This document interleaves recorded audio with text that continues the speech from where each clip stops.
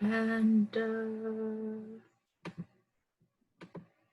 well, I hope everyone got a chance to see a few minutes of the video, and also I hope that your time together in the breakout room was enjoyable and fun, getting to know each other and sharing really, your love for children with disabilities. Right now, we're going to talk about some best practices that you can think about as a catechist. And the first thing, really, it's simple, but attitude is everything. When you walk in, my BC, before Christopher life, I was in sales, and I took the IBM sales training class. And the very first thing they taught you was, before you answer the telephone, think of yourself looking at yourself in a mirror.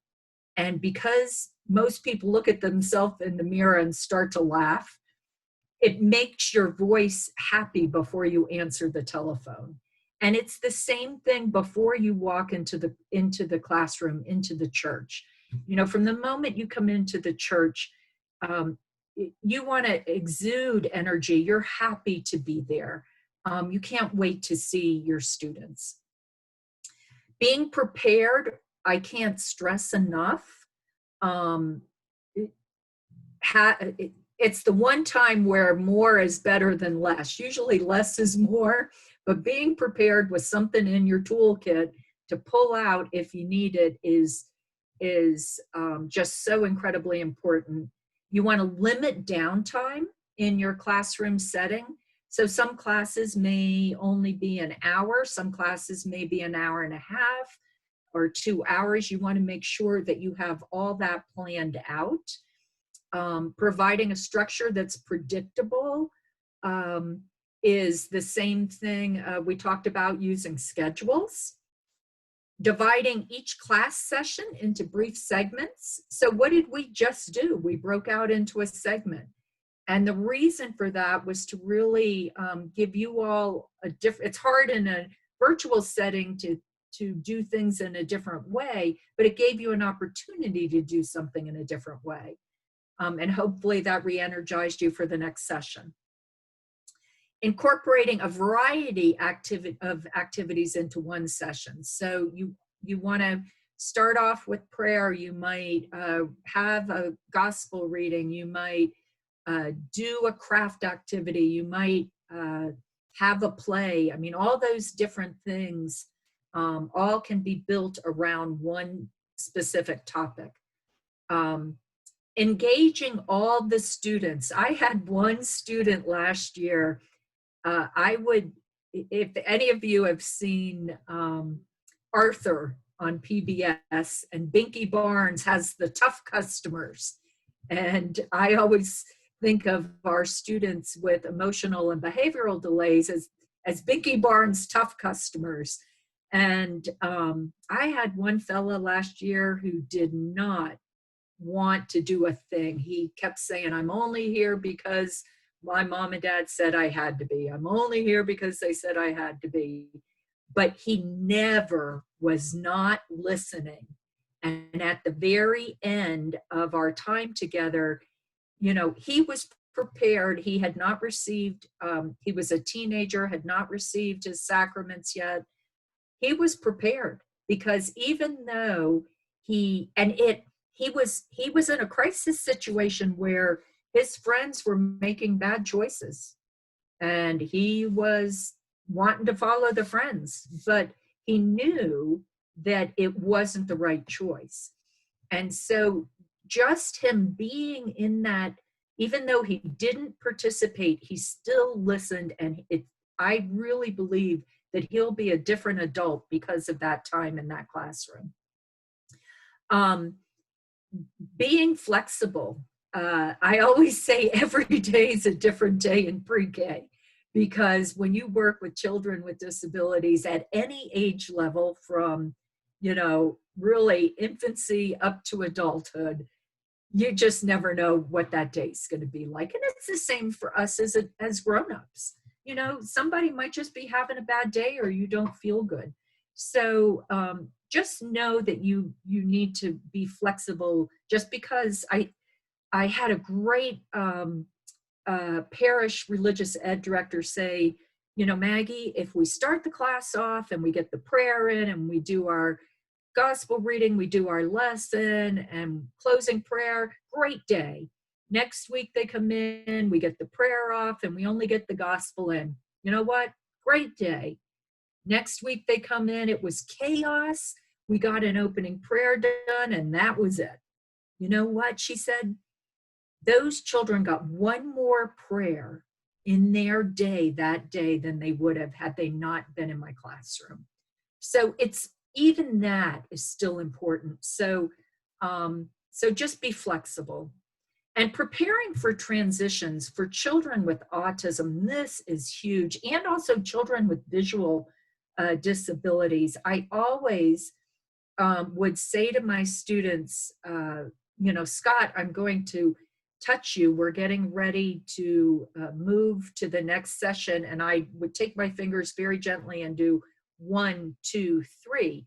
We're going to move now to the next topic, so that they have that transition for, and using a lower voice again, when you're getting ready to make a change in your schedule in the classroom, that's hugely helpful as well.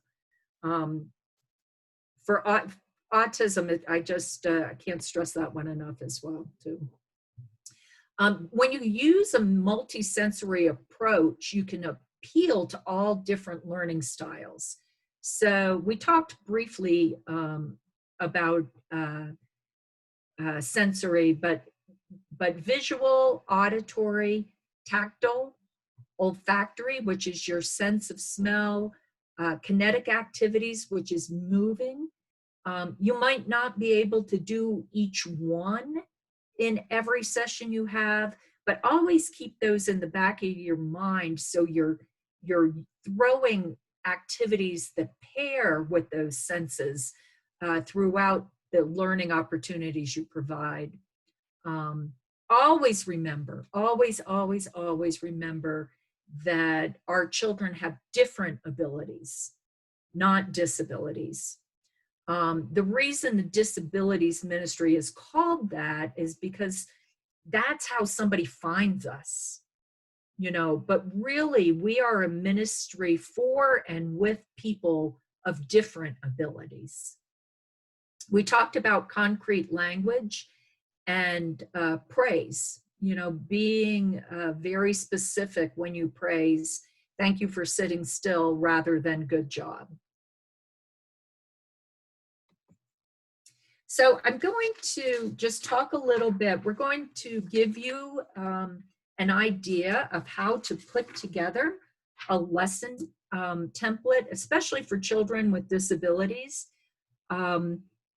And we'll give you a copy of this. Terry will send this out. So, you know, you're going to have your lesson for the week, and putting your schedule in, or putting the schedule on the back of this page. Then you've already got it. It's already prepared. You know what you're going to do. You can fill in the blank. What's your objective? You have to always have an objective for the day. So, for example, let's just, we'll use reconciliation. So we're going to talk about forgiveness. That's our objective today. And a Bible reading that goes with that. Then what materials do you need for the lessons that you've decided you want to use? Knowing that ahead of time, and again, being prepared, it makes it a lot easier. I use a lot of trash, believe it or not, stuff that you would normally throw away because, you know, we just have, we don't have unlimited funds. I try to find a way to use things that other people, you know, think is waste, and I'll come up. An example is foil, Christmas foil. You can take Christmas foil and put it on the table for students.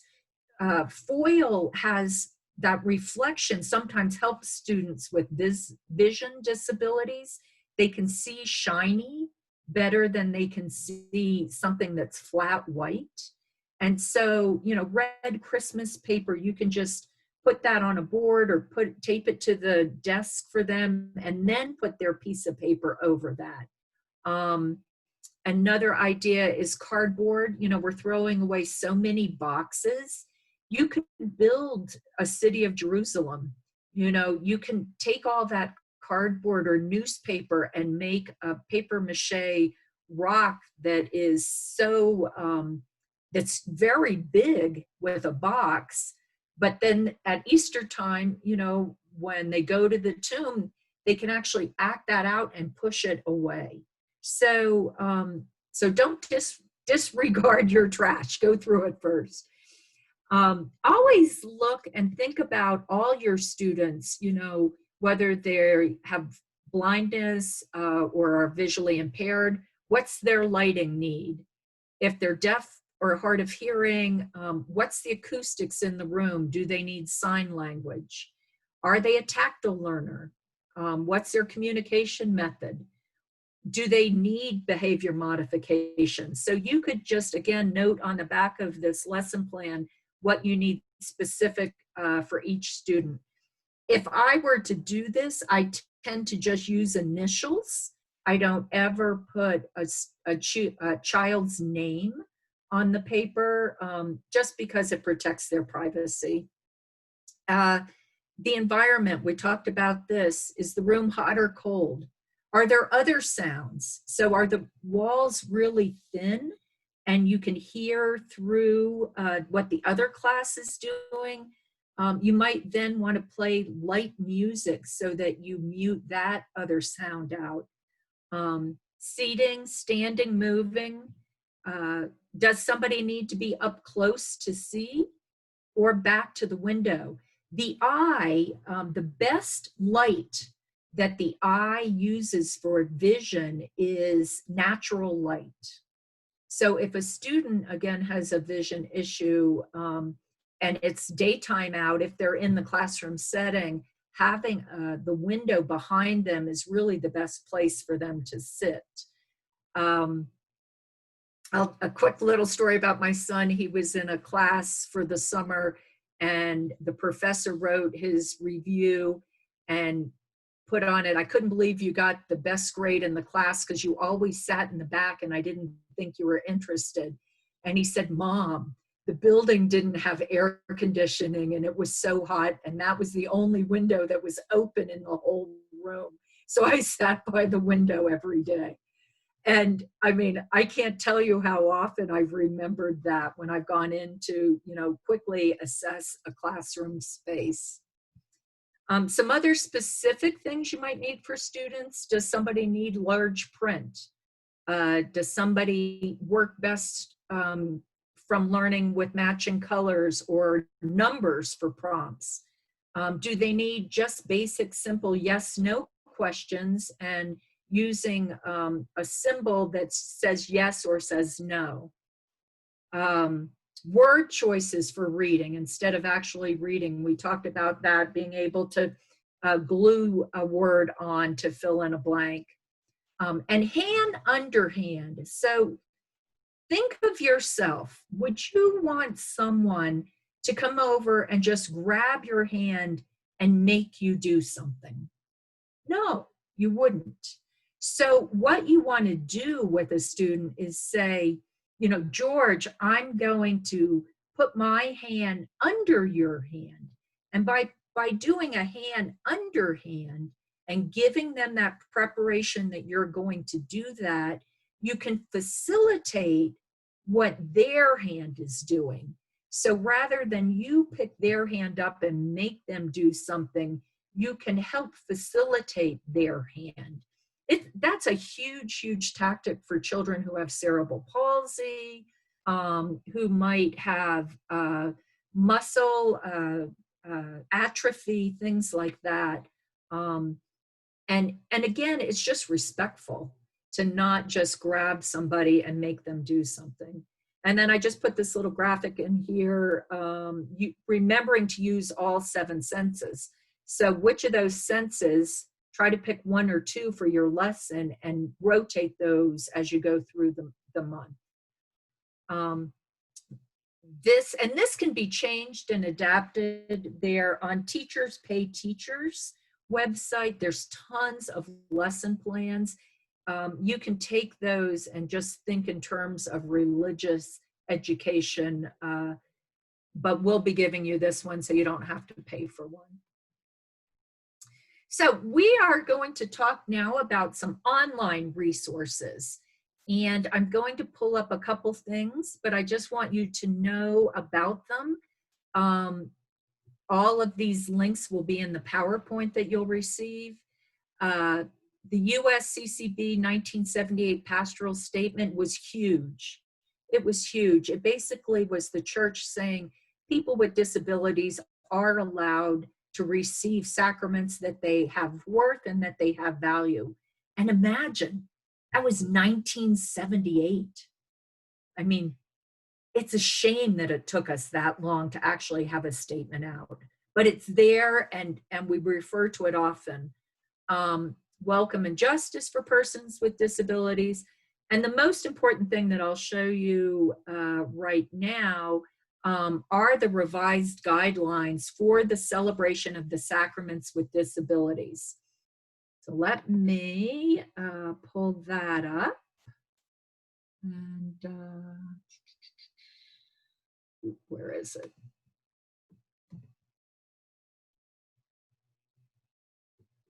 Oh, I think I have to pull it up here first. Okay, there we go. Okay, I did it, yay. My daughter will be so proud. These are the guidelines. You can find them at the USCCB under Divine Worship, or also at National Catholic Partnership on Disability. And this very first statement we sort of talked about is, but I want to emphasize this part, is all members of the body of Christ are uniquely called by God by virtue of their baptism.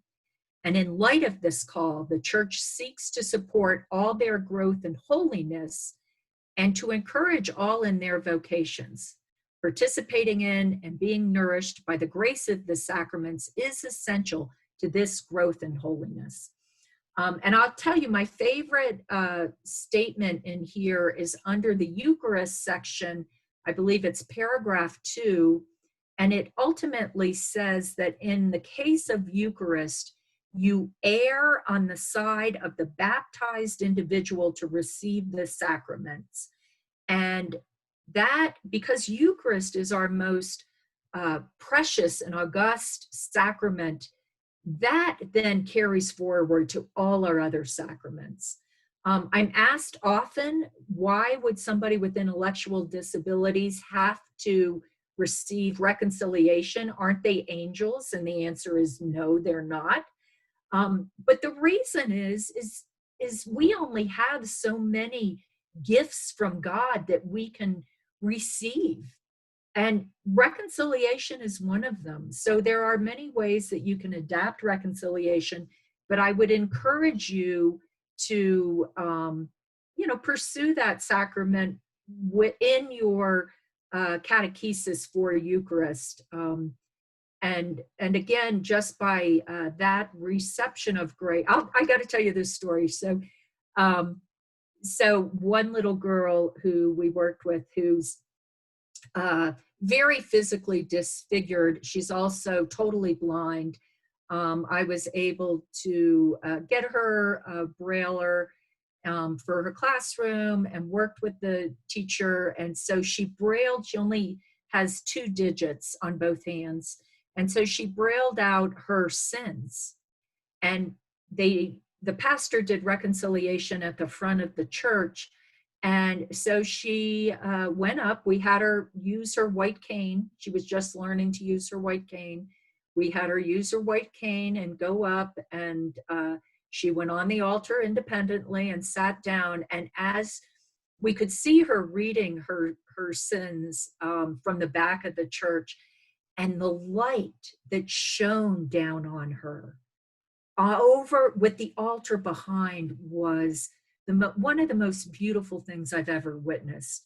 And at the same time, in the back of the church, her mother is sobbing, the religious ed director is sobbing, the catechist is sobbing, and I've got tears running down my face. You know, it was just the most spiritual moment. And it's just something that we need to remember to share with our friends. So that is that resource. And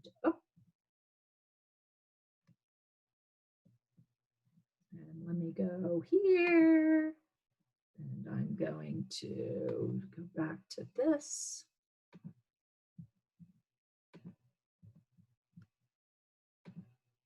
So those are more what I'd call administrative.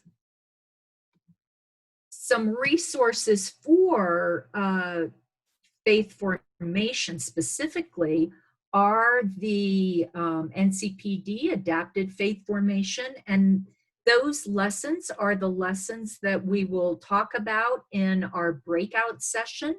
So I'm not going to show you those now. We have the catechetical publishers. I always struggle with that. I'll bring that up just to show you some of those resources. NCPD is actually working to have a section dedicated that's in Spanish. And University of Dayton, I love these small little inclusive catechesis resources. They're little books, they're not expensive.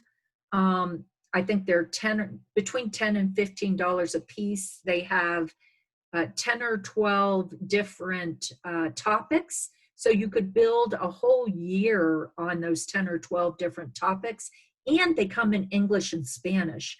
So again, remembering that our students with intellectual disabilities are learning in English if they attend public school, we want to support that learning and help them in the method that they are currently learning how to learn, but support the parents as well. And so cost effective wise, that is pretty, those are pretty good. And I want to show you some of the publishers that we have. So each, you know, it's hard for people with, or those of us in the ministry with, for people with disabilities, because there's no one way. And we know that every parish has its own program, and we also know that not every program is easy to adapt. However, I'm so pleased in the 7 years that I've been with the Archdiocese of Atlanta, we've gone from 2 to I think 6 or 7 different publishers who have really addressed in their materials ways that you can interact with persons with disabilities. So Loyola Press has many different, if you're a Loyola Press parish, they've got some great things. Sadler really uses the multiple modalities of learning. So they've got some terrific things there. Our Sunday Visitor is also including adaptation for learners now. So if you're our Sunday Visitor, and they've got really good things for reading disabilities, dyslexia and things like that. You know, there's other resources. This was Dayton I talked about. And the FLOM has some great little online things that you can register for. So again, you will get all these links, and hopefully that will be something that is helpful for you. And I want to, so these are more for intellectual and developmental disabilities. And I wanted to bring up some of the resources for the deaf and hard of hearing. So there are online programs. My first Eucharist was created by the National Catholic Office for the Deaf, as was the UCAT. And the UCAT really is wonderful. Let me bring that up for you all. Right there. I want to show you this really quickly. I'm going to play one of these lessons. So the UCAT has taken the Youth Catechism and has it's in sign language, it's voiced, and it's also in text. It's not in Spanish yet, but I believe they're working on Spanish. But just take a watch for a minute.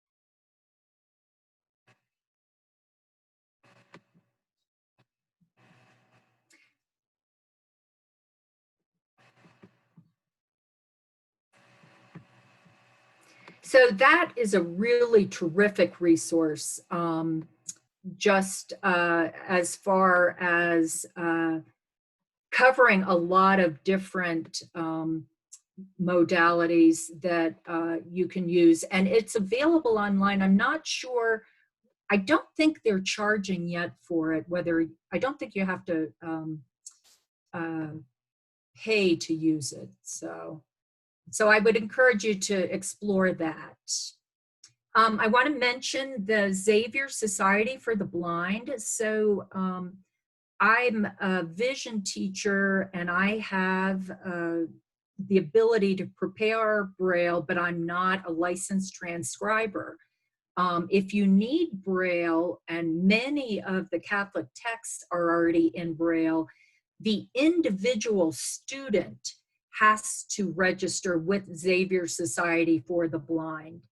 But they will work with you to help get them registered. And it's a really terrific resource if you haven't used it before. They've got really good reading options where you can get books on tape and things like that. So that's something to think about. And you can also, if priests or someone in your parish, a deacon, needs large print lectionary and the sacramentary, National Catholic Partnership on Disability does carry that. I just want to mention, I'm not going to pull these up, but the Disability Ministry in Atlanta also provides information to parishes and individuals about mental health.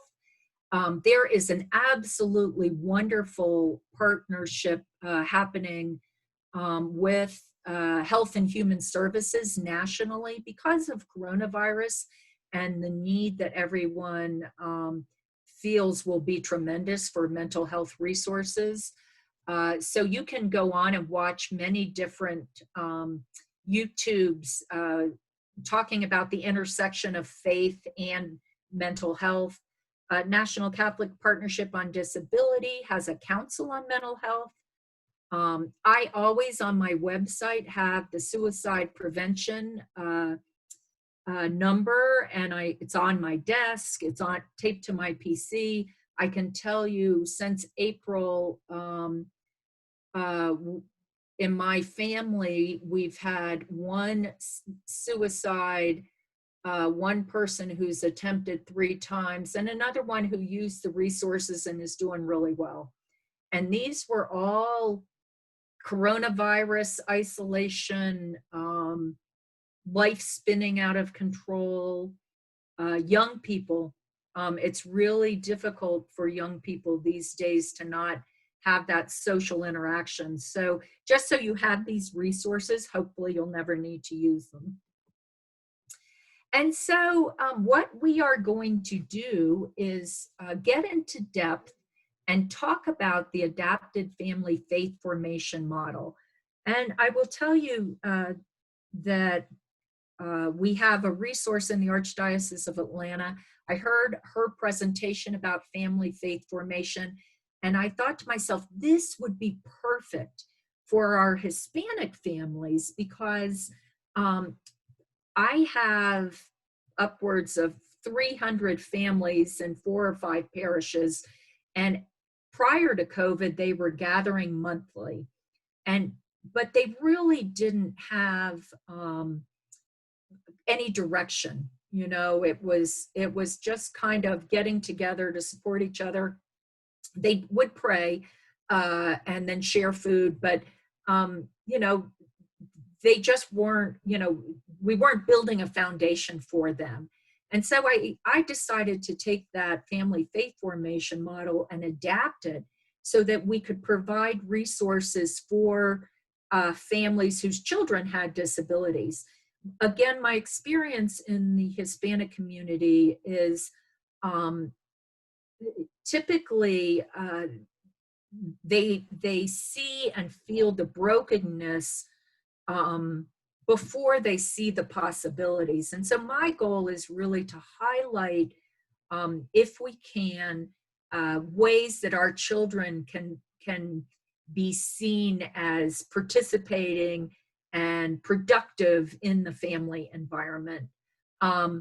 So this model was taken from 7 Secrets of Successful Catechists from Dr. Joseph White, and it involves caring conversations, family devotion and prayer, family rituals and traditions, family service, and then I felt strongly, and another colleague, that we add tips and tools. And those are just things that, again, come from a background in special education that we feel might be helpful for parents in a home setting. And so what I'll do is go through and describe these areas. If you feel that you have one that calls to you, make some good notes about what's involved in that category, because in the breakout session, you will be pulling together a family faith formation model using these 5 criteria. Not to scare you. So what are caring conversations? Christian values and faith are passed on to the next generation through supportive conversation. Listening and responding to the daily concerns of children and youth makes it easier to have meaningful conversations regarding the love of God and our ways to express God's love to others. Hearing their parents' faith stories is one of the most important influences on the faith of children and teenagers. So when you get a topic and you're thinking about caring conversations, you might want to come up with some questions that a parent could pose to a child, or a child could pose to a parent, that ties in with that topic. I'll give you an example. So I told my daughter on Good Friday, I will never forget spending 3 hours on a porch swing with my father. And my father was I'm the oldest of 7. He was the first one in his family to go to college. He was extremely, extremely intelligent, hardworking, and devoted, totally devoted to God. And Good Friday was the only time he never went to work during a weekday. And we sat there on that swing for 3 hours, and we sat quietly. And I remember asking a question. I remember him saying, "This is our time that we remember Jesus's gift to us and his suffering, so that we didn't suffer." And I'll never forget that moment. And so every Good Friday, I try to find those 3 hours, to just sit and be in that presence. But if I hadn't told my daughter this, she'd never know. She wouldn't understand why I see those 3 hours as important, why Good Friday is so important to me. So that's an example of caring conversations. Family devotion and prayer. This is an area where I think the Hispanic community is very, very strong, and the Anglo community really could learn from. The Christian faith shapes the whole of our lives and involves a lifetime of study, reflection, and prayer. Family devotions provide a way to learn more about the Bible and Christian traditions as a family, and apply the teaching to the daily life as a follower of Jesus Christ. This understanding of devotional life includes, but is not limited to, public worship, bedtime prayers, Bible reading and study, table grace, evening, morning, and prayers, and praying along at any time of the day or night. So again, we want to help the family build a routine of prayer so that when our young people, head out into the world, they will take that with them and continue those traditions and prayers and their love of Jesus. Family rituals and traditions. Families identify themselves and tell their family stories through daily routines, celebrations, and rituals. Family rituals can take many forms, from daily rituals such as mealtime, bedtime, leaving and returning, celebrations such as birthdays, anniversaries, and special achievements, church year rituals at home such as Advent and Lent, milestones such as birth and death, the first day of school and graduation, and so on. Family rituals and traditions speak volumes about what the family values, believes, and promotes, and how much the family values its faith. So you have to ask yourself, how often have we included faith traditions in our family rituals and traditions? It's kind of easy to do that during Lent and during Advent, Christmas and Easter, but are we finding other rituals and traditions that we can pull in at other times of the year? I remember growing up, the 1st of May, we always had a celebration for the Blessed Mother and a maypole and the crowning of the Blessed Mother. But you don't see things like that any longer. So finding a way to incorporate what we believe as Catholics into our family rituals and traditions. Family service. Engaging in service with one's family is a powerful opportunity for growing in faith. Both youth and adults are more likely to have a growing, strong faith when their family services, others together. In the home, in the congregation, in the community, and in the world. And, with Corona, this is obviously harder. But, there is nothing more visual than living your faith to show your child that you are going to care for the poor. You might take up your, just even gathering up toys that are no longer used and taking them to a donation site so that you can share those. Books, sharing books. Writing letters right now. There's so many prison and jail ministries throughout the United States, and so many prisoners, are just forgotten. They're just forgotten. And, that's a way as a family to reach out and minister to people in prison. We know, those of us who have children with disabilities, we already have a lot going on. So sometimes just getting up and getting out in the morning, getting the child in the wheelchair on the bus, but doing it with a happy faith is a way to show, to share your love and to share Jesus with the community. So this is an area I think that our families can really excel at.